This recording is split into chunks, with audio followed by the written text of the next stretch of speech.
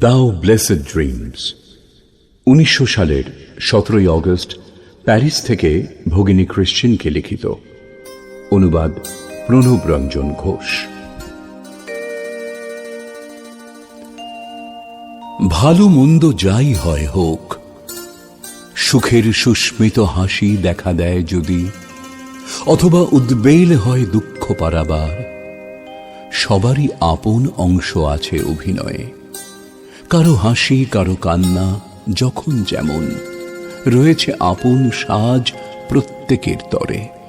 রৌদ্র জলে আবর্তিয়া চলে দৃশ্যান্তর।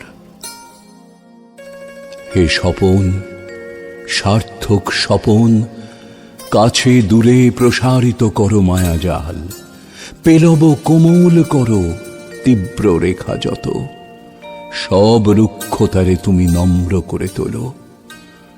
তোমারই মাঝারে আছে সব ইন্দ্রজাল, তোমারই পরশে প্রাণপুষ্পে হিল্লোলিত জাগে মরুভূমি।